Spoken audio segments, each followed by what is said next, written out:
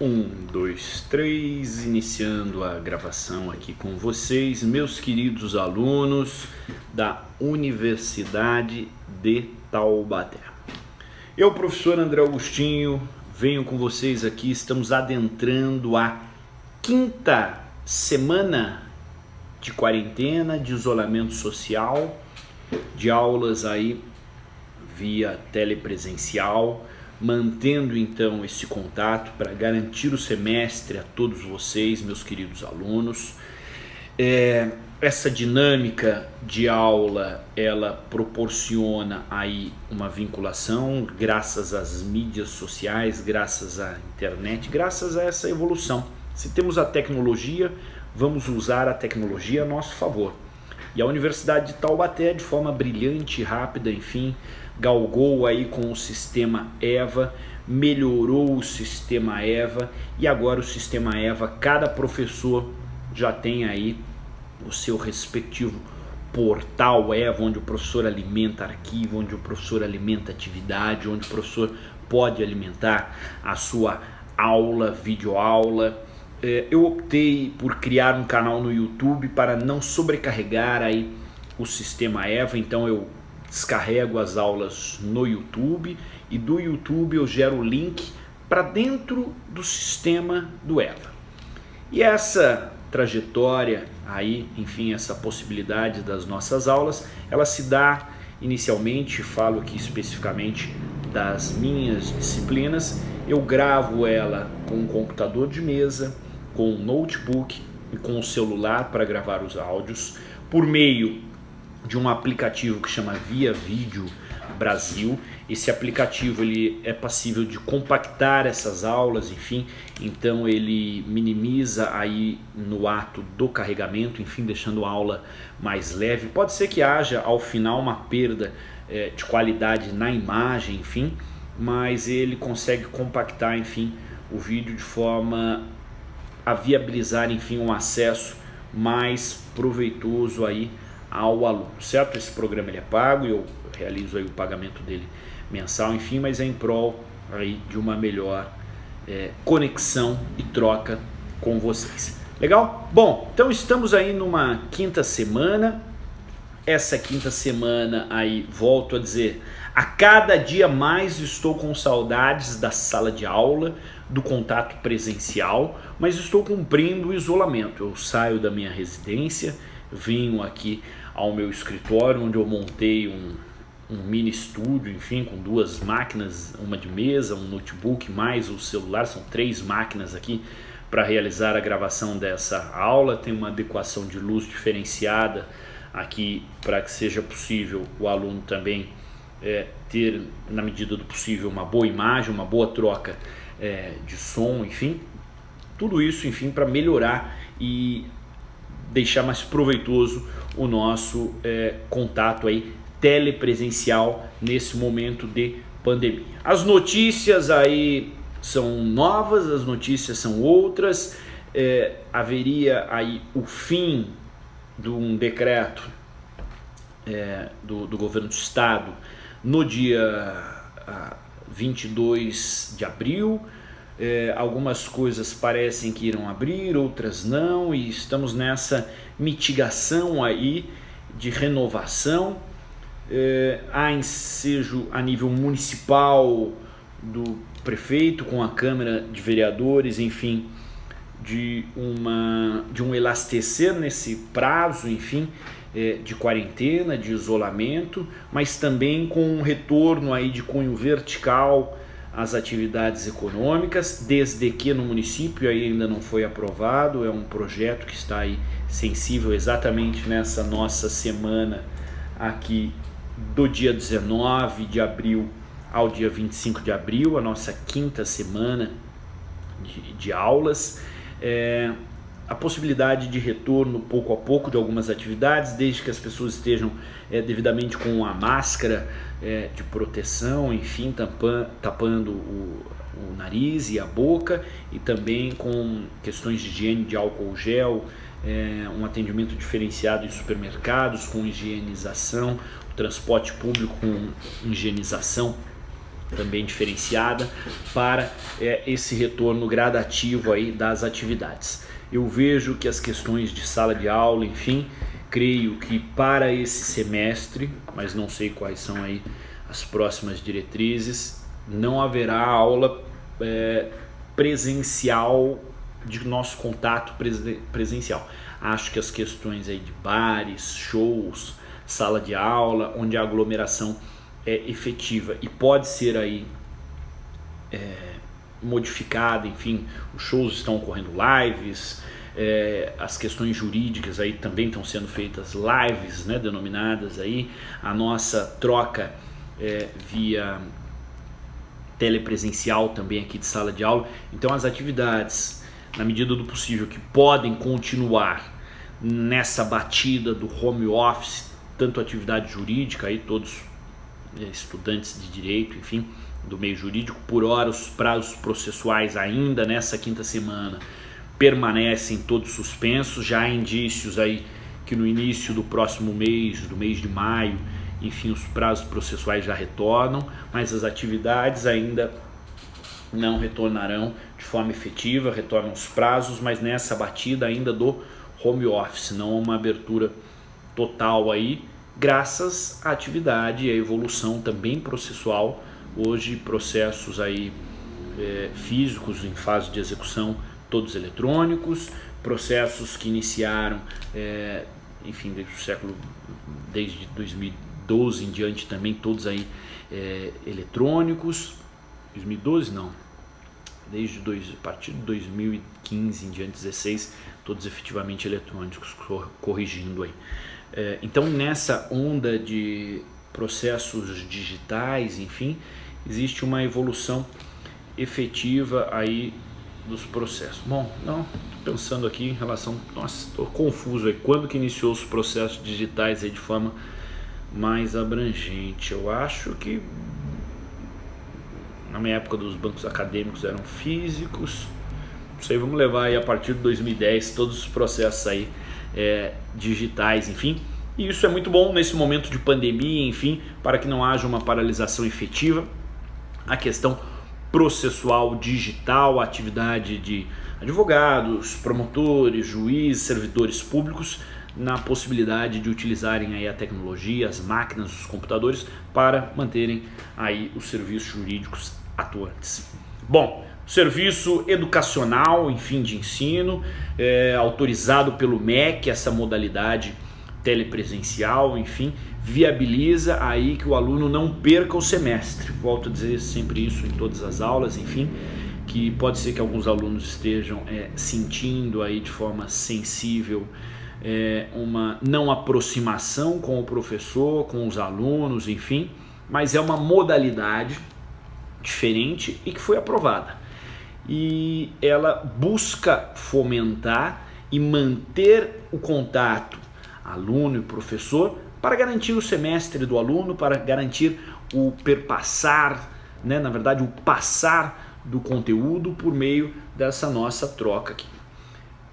Existe o portal do EVA, que a Unital, enfim, disponibiliza. Volto a dizer para vocês, as questões de perguntas, entrem na sala da disciplina, nas minhas disciplinas, canto superior direito, clica lá mensagem, você consegue falar diretamente comigo. Deixei também aberto minhas redes sociais, é o Augustinho8 no Instagram, onde você pode falar no direct. Professor, não tenho Instagram, porque no Instagram é um contato direto, você consegue mandar e eu já respondo diretamente.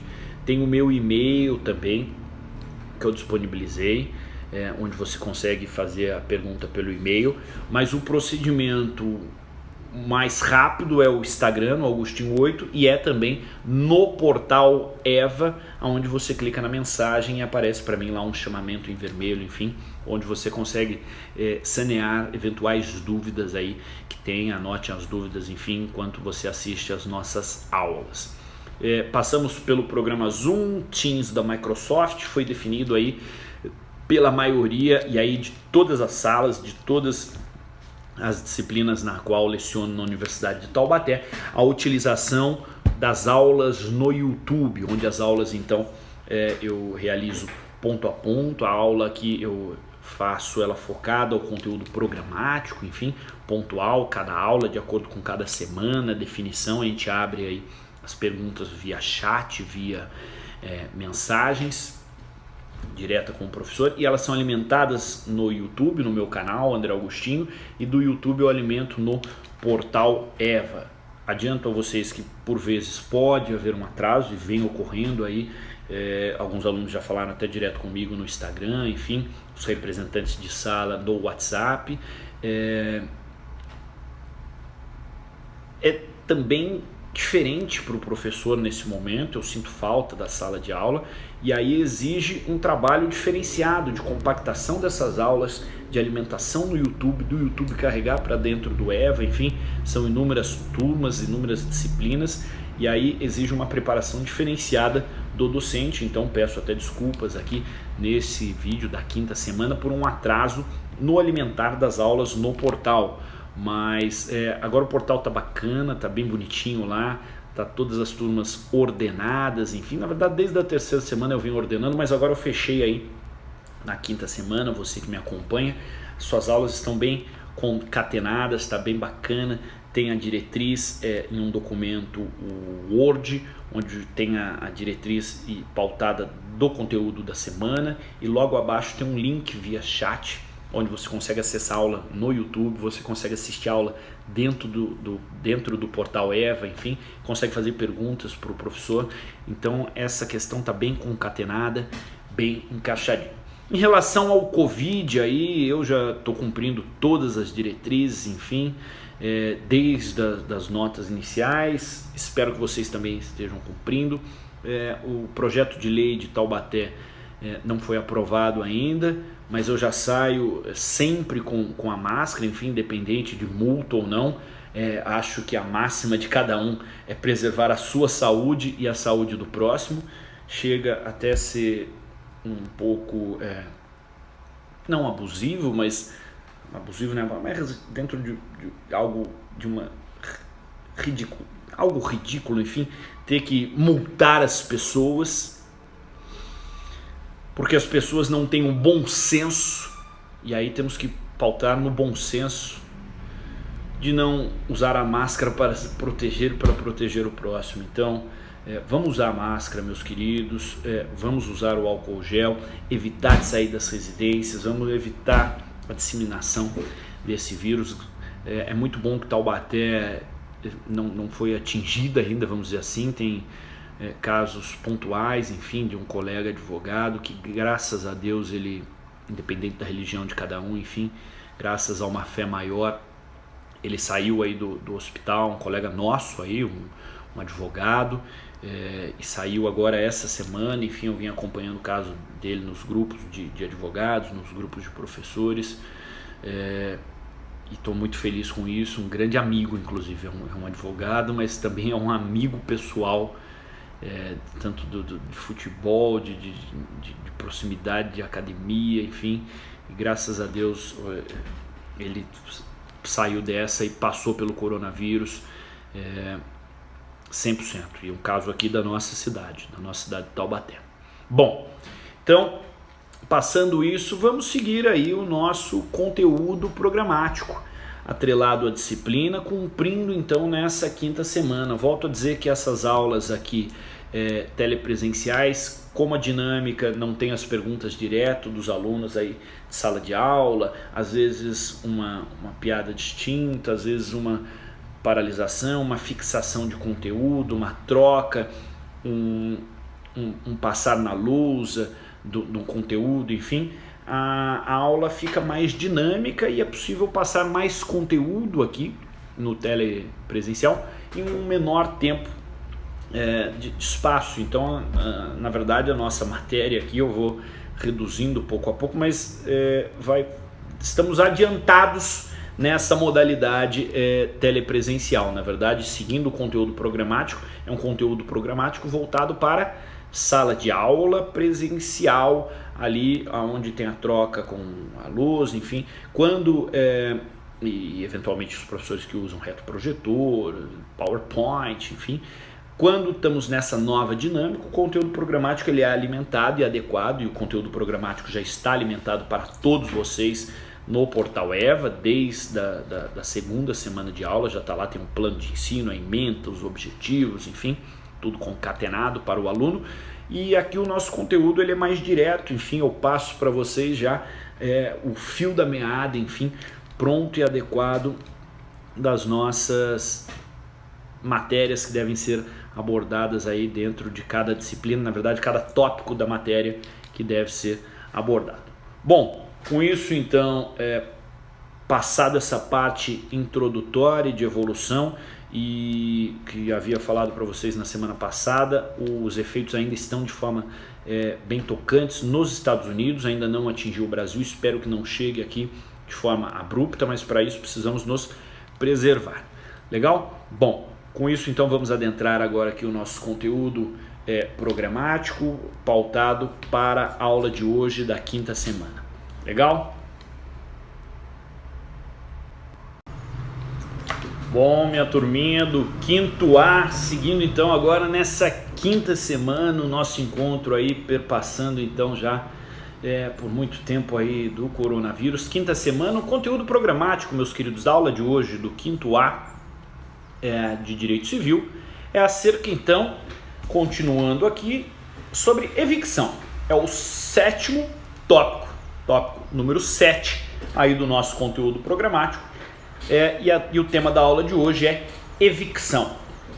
Então, dando continuidade à aula passada, onde perpassamos por vícios redibitórios, na quarta semana falamos aí do Código Civil, falamos do Código de Defesa do Consumidor dentro dos vícios redibitórios. Vamos ver agora a questão da evicção. Evicção na trilha de algo que acontece, enfim, e aí gera uma desconstituição, enfim, por meio de uma decisão, e a gente vai ver aqui acerca da concepção, da configuração da evicção. Então, o primeiro tópico da aula de hoje, você deve colocar aí no seu caderno, já pega o caderno, pega aí uma caneta, pega o caderno, coloquem aí quinta semana, que é assim que vai estar essa aula publicada no EVA, na quinta semana, e vai colocar aí então acerca da evicção. Tópico da aula de hoje, evicção.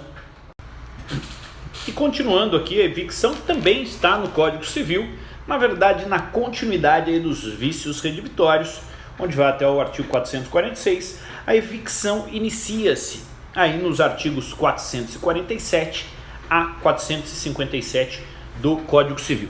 Então nessa quinta semana eu já peço aí que vocês, meus queridos alunos, também, além de colocar no caderno evicção, o tema da aula, abram aí o Vademecum de vocês, o Código Civil, seja no celular, seja no computador, ou seja o físico, no artigo 457. Mas antes disso, vamos dar um en passant acerca do que seria então a evicção. Meus queridos, a evicção, ela deve vir contida aí no contrato, e ela pode ser de forma expressa, aonde tem aí a sua abrangência ou a sua diminuição de efeitos, mas a evicção nada mais, nada menos, até que não venha de forma expressa, enfim, mas dentro da garantia de contratos onerosos, ela já está ali presumida de forma tácita dentro da sua origem. Evicção é atrelado a uma perda. Essa perda da propriedade, a perda da posse, a perda do objeto transacionado, ela pode se dar por uma decisão judicial ou pode se dar por meio de um ato administrativo. E aí, meus queridos, o alienante, aquele então que realizou a entrega dessa propriedade, dessa posse, que realizou aí o passar de algo para um adquirente, e esse adquirente sofre evicção, ou seja, sofre essa perda, seja por decisão judicial ou ato administrativo, esse adquirente não seria crível e minimamente atrelado aos princípios basilares aí da característica da boa-fé, se o adquirente aí sofresse com essa perda, com os efeitos dessa perda, sem a possibilidade de questionar do alienante, na verdade, sem a possibilidade de ter aí restituído para si os valores ali despendidos nessa transação em face da perda gerada pela evicção. Então a evicção é uma perda, pode se dar por decisão judicial ou por ato administrativo, ensejando então ao adquirente, aquele que sofre a essa perda, a possibilidade de questionar do alienante, na verdade, a restituição, a entrega, a paga por aquele valor que colocou, enfim, empregou naquele bem, naquela coisa, naquela posse, naquela propriedade que trouxe para si e depois, em face da evicção, dessa perda lhe fora tomada, lhe fora retirada. A finalidade é evitar os prejuízos do adquirente. Mas muita atenção. Se esse adquirente, quando do recebimento da posse da propriedade, ele, adquirente, tinha ciência de que a coisa transacionada tinha na sua origem já problemáticas que poderiam ensejar a perda, porque o que fora transacionado era de terceiro, era algo destinado a uma pessoa alheia.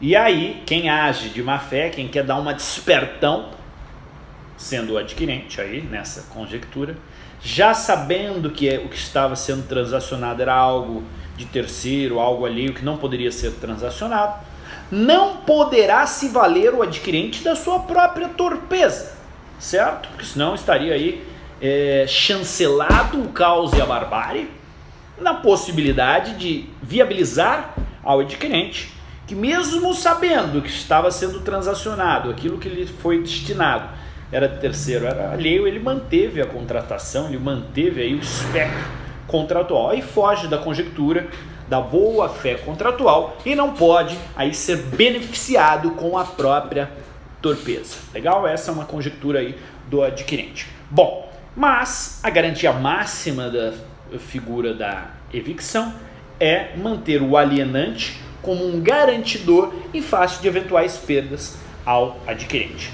Passado então essa primeira temática da aula, esse primeiro conceito introdutório do aluno com a temática do direito civil da evicção, podemos agora ir à legislação, recorrer então ao Código Civil para vermos aí o teor do que disciplina o artigo 447 caput acerca então do balizador inicial do que seria evicção.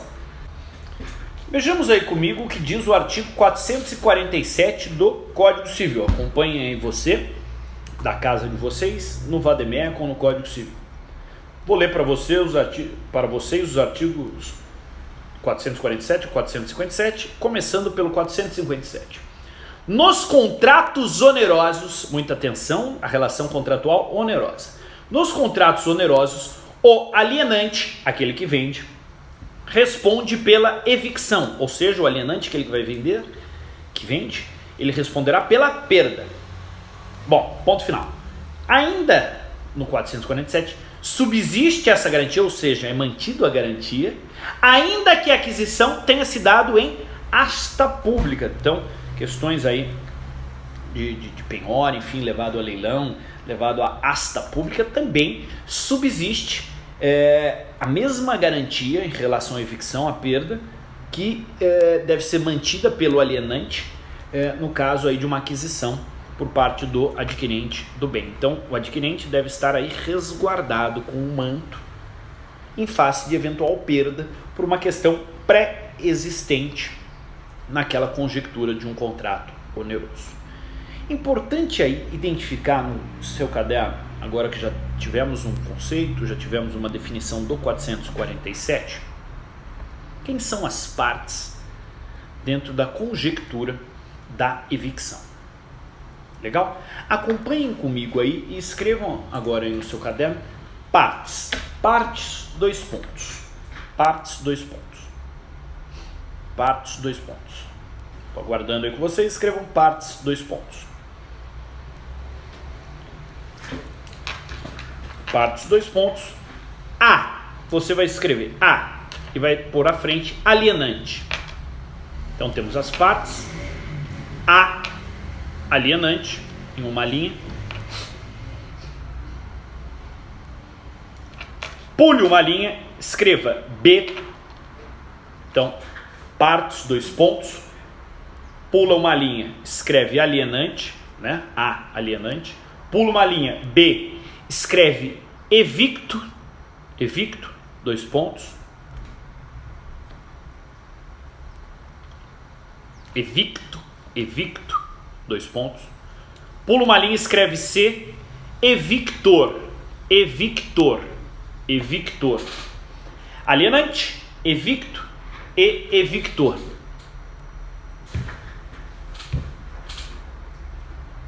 Na frente do alienante, meus queridos, da primeira parte, o alienante, vocês sabem aquele que vende. Vocês devem colocar o responsável por garantir a evicção. O responsável por garantir a evicção. Na frente de alienante, você vai colocar, é o responsável por garantir a evicção. Aí ponto e vírgula. Então a primeira parte, que é o alienante, que é aquele que vende, ele fica com a responsabilidade de garantir sobre os efeitos da evicção, sobre eventual perda. O B, que é o evicto, é o adquirente da coisa. Então o B, aí na frente, que foi o adquirente da coisa, escrevam então B, é o adquirente, B é o adquirente, né? B, evicto, 2 pontos. É o adquirente da coisa em evicção.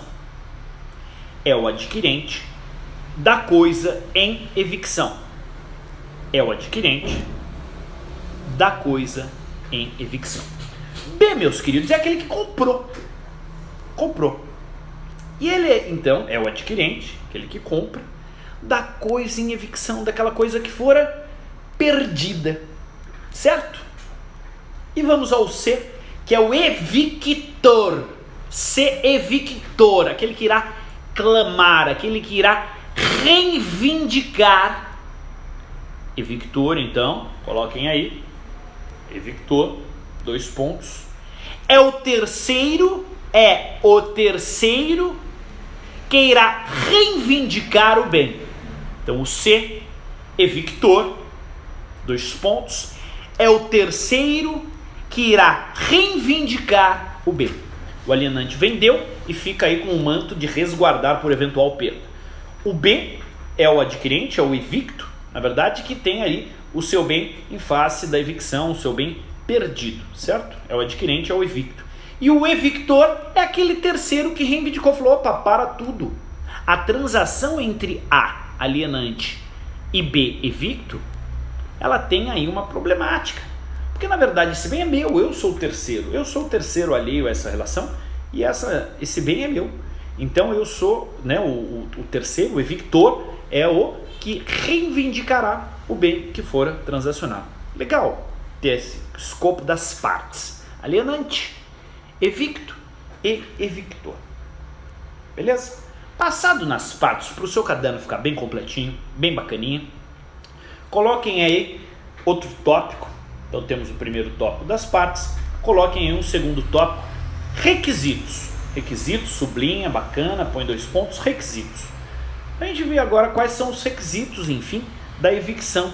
Quando a evicção será aí fulcrada, enfim, será instaurada a possibilidade da configuração dessa perda entre alienante e adquirente, certo? Quais são os requisitos necessários aí para a configuração da evicção?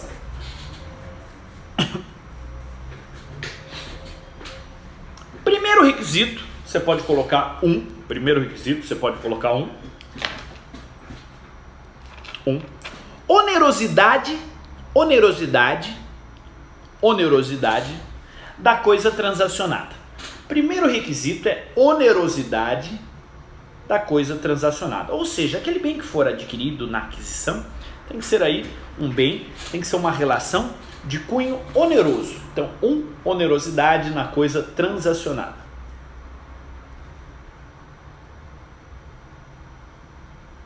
O 2, qual é a característica da evicção? É a perda. Então tem que haver o quê? A perda. Seja da posse, seja da propriedade, seja uma perda total, seja uma perda parcial. Então, seja uma perda na posse, na propriedade, total ou parcial. No 2, você vai colocar aí, como segundo requisito, a necessidade da perda. 2, a necessidade da perda da propriedade ou posse, total ou parcial. A necessidade da perda é um requisito, seja parcial ou total, da posse ou da propriedade daquela coisa que for alienada. Então, do bem que for alienado, que for transacionado com caráter oneroso no seu primeiro requisito, o segundo requisito é a perda da posse da propriedade desse bem.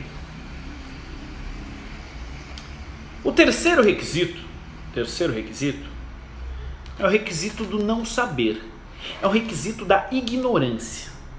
Ou seja, o adquirente, ele não pode, na verdade, estar ciente que existe uma problemática ali na coisa, que existe um litígio sobre a coisa transacionada, certo? Então, o adquirente, ele não pode saber do litígio da coisa. Ou se souber do litígio da coisa, ele não pode ter aceito essa questão do litígio para a relação ser transacionada, certo? Então, a conjectura, a máxima do requisito necessário para se valer da evicção, para falar, opa, houve a perda aqui, então quero a restituição dos valores. O terceiro requisito é a ignorância da parte adquirente. A ignorância da parte adquirente por eventual litígio sobre a coisa. Terceiro requisito, a ignorância da parte adquirente, aquela que recebe para si, a ignorância da parte adquirente,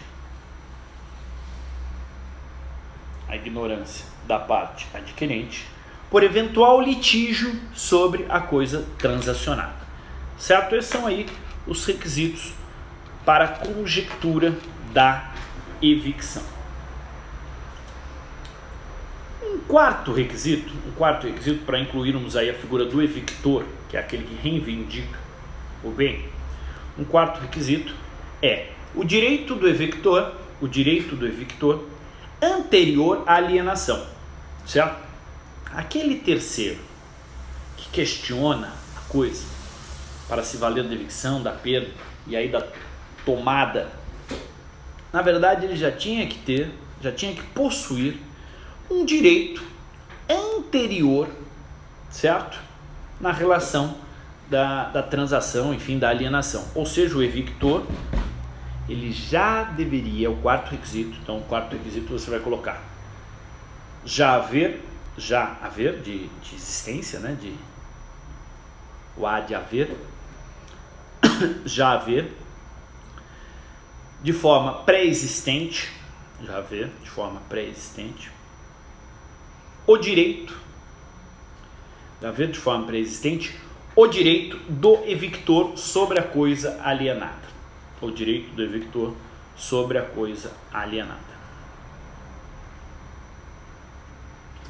E o quinto e último requisito, porque pensem comigo aqui, uma estrutura processual agora. Vamos à parte processual.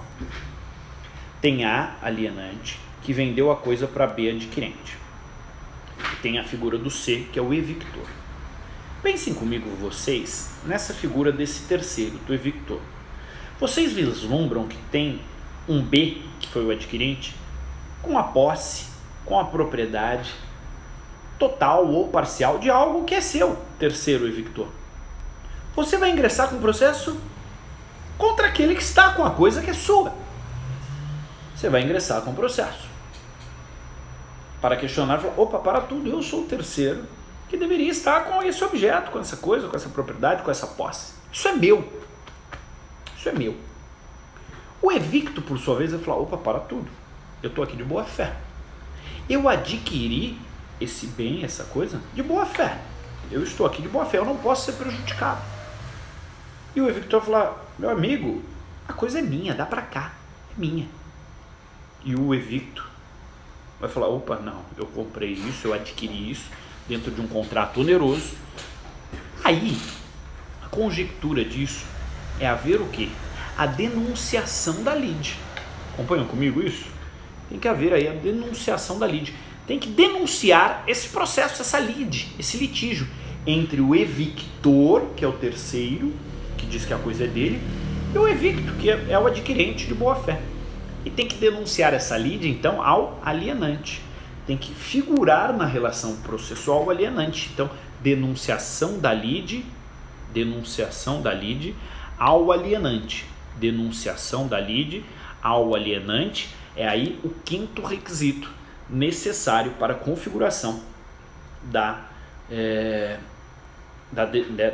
tem que denunciar a lide ao alienante para a configuração da evicção, certo? Da configuração da perda. Porque o adquirente de boa-fé ele vai falar, opa, mas foi esse alienante que me vendeu nessa conjectura, nessa concepção, então aí o alienante vai trazer aí os anseios, enfim, vai falar, não, você terceiro evictor não tem direito, opa, realmente o alienante comi bola, eu fiz algo dentro de má fé, enfim, né, que ninguém vai configurar isso no processo, mas aí o dever então do alienante restituir o evicto, o adquirente de boa-fé, e a coisa aí é destinada àquele que reivindicou, que na verdade é o evictor, o terceiro que reivindica o bem, que dentro da conjectura da verdade deveria estar com esse respectivo bem. Bom, dando continuidade agora então, você já tem aí as partes, já tem aí os requisitos, já falamos do artigo 447, vamos falar do artigo 448 do Código Civil agora. Podem as partes, por cláusula expressa, reforçar, diminuir ou excluir a responsabilidade pela evicção. Gente, o pacta sunt servanda, as relações contratuais, dentro da estrutura contratual, os contratos, então, podem aí retirar, mitigar, eliminar por completo, ou reduzir, ou majorar, ou reforçar as questões de evicção. Esse é o teor do 448. 449, não obstante a cláusula que exclui a garantia contra a evicção, então pode haver uma cláusula que exclui a garantia de evicção? Sim, nos termos do 448. E o 449 complementa. Não obstante a cláusula que exclui a garantia contra a evicção, se esta se der, ou seja, se esta constar no contrato, tem direito o evicto, lembra o evicto, aquele adquirente de boa-fé, tem direito o evicto a receber o preço pelo que pagou, pela coisa evicta. Então, o adquirente de boa-fé, que é o evicto, ele teve a sua coisa perdida, sua coisa aí, então que pagou pela coisa evicta, pela coisa que fora perdida, ele tem direito ao preço que pagou. Se não soube do risco da evicção, ou dele informado, não assumiu. Então, se de boa fé o adquirente ele não sabia do risco que tinha aquela transação, ou se sabendo do risco ele não assumiu esse risco, na verdade, é mantido ao alienante aí a necessidade de restituição daquilo que fora pago pelo adquirente de boa fé, que teve aí a sua coisa, o seu bem perdido, enfim, a coisa foi evicta. Legal? Beleza? Vamos agora ao 450. Salvo estipulação em contrário, tem direito ao evicto, além da restituição integral do preço ou das quantias que pagou. Aí tem os incisos: a indenização dos frutos que tiver sido obrigado a restituir, a indenização pelas despesas dos contratos e pelos prejuízos que diretamente resultaram dessa evicção, dessa perda, e as perdas e danos, enfim, os prejuízos dentro da relação contratual em face da perda, as custas judiciais e honorários do advogado por ele constituído. Então também aí os gastos para a defesa dentro da relação processual que sofreu o evicto em face daquela reivindicação do evictor. Aí não sabia da relação, enfim, estava de boa fé, teve que contratar um advogado, teve que se defender, aí tem direito à restituição, então não só do valor que havia estipulado em contrato, mas também as custas judiciais e os honorários. O artigo 451, ele continua assim: subsiste para o alienante, ou seja, é mantido para o alienante, para aquele que vende, esta obrigação, ainda que a coisa alienada esteja deteriorada, exceto havendo dolo do adquirente. Bom, se houve dolo do adquirente, se agiu de forma dolosa o adquirente, aí não. Aí retira a responsabilidade. Mas não, adquirente de boa fé. A coisa foi deteriorada, mas não por culpa do adquirente. Subsiste, permanece aí a responsabilidade do alienante? Sim, é a inteligência do artigo 451 do Código Civil.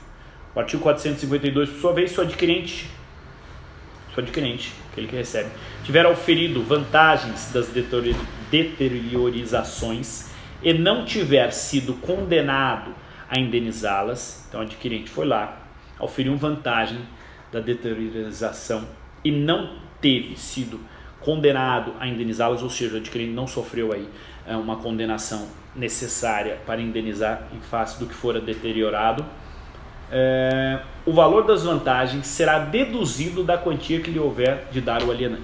Vamos aqui com o evictor, então, ingressa com uma ação em face do evicto. O evicto aí se beneficiou do ato, né, da conjectura de deteriorar aquele bem, teve aí uma vantagem pecuniária financeira. Quando do ato desse evicto vai clamar ao alienante a denunciação da lide, é abatido, enfim, daquilo que ele ganhou com aquela transação, porque senão geraria o quê? Um enriquecimento ilícito do evicto, que teria restituído a integralidade por parte do alienante, também teria se beneficiado em face de algo ali que fora deteriorado. Bom, 453, as benfeitorias necessárias ou úteis, e aí vocês se recordam de benfeitorias necessárias, úteis e voluptuárias, mas aqui as benfeitorias necessárias ou úteis não abonadas ao que sofreu a evicção, ou seja, não retiradas aí no que sofreu a perda, serão pagas pelo alienante também. 454, se as benfeitorias abonadas ao que sofreu a evicção tiverem sido feitas pelo alienante, então aí se as benfeitorias que foram aí abonadas, enfim, ao que sofreu a evicção tiverem sido feitas pelo alienante, essas benfeitorias, na verdade, cadê aqui? O valor delas será levado em conta na restituição devida. Então, se for abonado benfeitorias feitas pelo alienante, essas então por aquele que realiza a entrega do bem, que é a parte A, será levado aí, deduzido em conta da restituição a ser devida, a ser empregada. Aí, meus queridos, temos o 455 e lembro a vocês que o 456, para aqueles que estão com o Código Civil aí desatualizado, enfim, o artigo 456 ele foi retirado aí em 2015, então não tem a vigência, ele foi revogado pela Lei 13.105 de 2015, não 2019. 13.105 de 2015 houve aí a revogação do artigo 456. Bom, mas vamos aqui, 455. Se parcial, mas considerável for a execução, ou seja, se a evicção não é total, mas ela é de forma parcial, mas considerável, certo? Mas considerável. For a evicção, a perda, poderá o evicto, tranquilo, aquele adquirente de boa fé, optar entre a rescisão do contrato, rescinde o contrato, e a restituição de parte do preço correspondente ao desfalque sofrido. Lembrem lá da quarta semana da aula sobre vícios redemptórios, acerca de haver, na verdade, a possibilidade de um abatimento no preço. Então, ou a rescisão total do contrato, a devolução da coisa. Então, aqui pode haver a rescisão do contrato, que é o total, ou a restituição de parte do preço ali em face da perda, porque a perda foi parcial, considerável, então pode haver aí um abatimento no preço. E o 457, que é o último aí da evicção, dentro do Código Civil, não pode o adquirente demandar pela evicção se sabia que a coisa era alheia ou fruto de litígio, uma coisa litigiosa. Muita atenção aqui, meus queridos, que isso eu já havia falado aí no começo da nossa aula.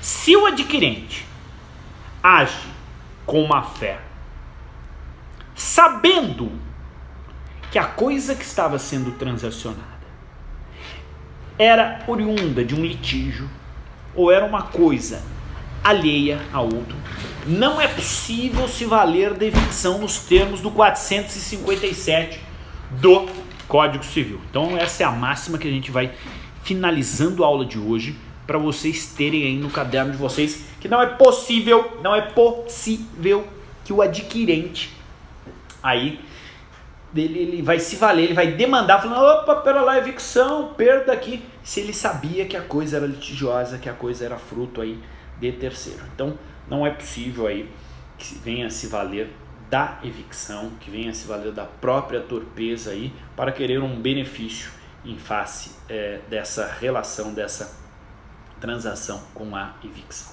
Maravilha? Bom, com isso então, com a conjectura, passamos aí o tópico 7 da evicção. Espero que tenham compreendido aí, é a seção número 6 do Código Civil, artigos 447 a 457.